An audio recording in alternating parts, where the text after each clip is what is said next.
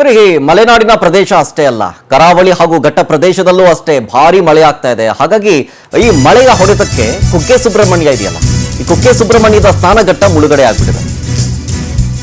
ನಿರಂತರವಾಗಿ ಅಲ್ಲೂ ಕೂಡ ಮಳೆ ಸುರಿತಾ ಇದೆ. ಕೇವಲ ಮಲೆನಾಡು ಮಾತ್ರ ಅಲ್ಲ, ಕರಾವಳಿ ಭಾಗ, ಘಟ್ಟ ಪ್ರದೇಶ ಎಲ್ಲ ಕೂಡ ನಿರಂತರವಾಗಿ ಮಳೆ ಆಗ್ತಾ ಇದೆ.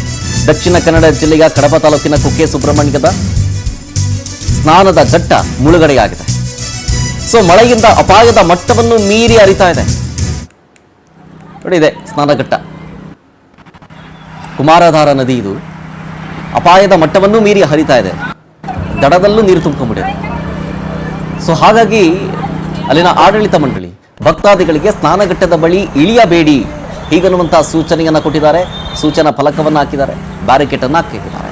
ಹಂಗಿದ್ರೂ ಕೂಡ ನೋಡಿ, ಅಲ್ಲಿ ಫಲಕಗಳು ಹಾಕಿದ್ದಾರೆ, ನೀರಿಗೆ ಇಳಿಬೇಡಿ ಅಂತ ಹಾಕಿದ್ದಾರೆ, ಬ್ಯಾರಿಕೇಡ್ ಹಾಕಿದ್ದಾರೆ. ಹಾಗಿದ್ರೂ ನಮ್ಮ ಜನ ಗೊತ್ತಲ್ಲ ನಿಮಗೆ, ಜಾಗರೂಕರಾಗಿರಿ ಅಂತ ಬೋರ್ಡ್ ಹಾಕಿದ್ರೂ ಇಲ್ಲ, ಅದು ನಮ್ಗಲ್ಲ ಅನ್ಕೊಂಡು ಹೋಗ್ತಾರಲ್ಲ, ಹಂಗೆ ಇಲ್ಲೂ ಇಳಿಬೇಡಿ ಅಂತಂದ್ರೂ ಇಳಿದು ಅಲ್ಲಿ ಸ್ನಾನಘಟ್ಟದಲ್ಲಿ ಏನೋ ಭಕ್ತಿ, ಹೌದು, ವಿ ರೆಸ್ಪೆಕ್ಟ್ ಅದ್ರ ಬಗ್ಗೆ.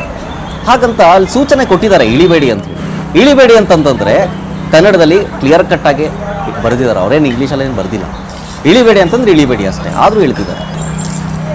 ಭಕ್ತಿ ಭಾವ ಅಂತ ಸುಮ್ಮನೆ ಆಗ್ಬೋದು, ಬಟ್ ಆದರೂ ಬೇಡ, ನಮ್ಮ ಸೇಫ್ಟಿ ನಾವು. ಯಾಕೆಂದ್ರೆ ಆಮೇಲೆ ಲಾಸ್ಟಲ್ಲಿ ಏನಾದರೂ ಹೆಚ್ಚು ಕಮ್ಮಿ ಆಯಿತು ಅಂತಂದರೆ ನೇರವಾಗಿ ಇದಕ್ಕೆ ಸಂಬಂಧಪಟ್ಟವ್ರ ಮೇಲೆ ಹೊರೆ ಹೊರಿಸೋದಲ್ಲ.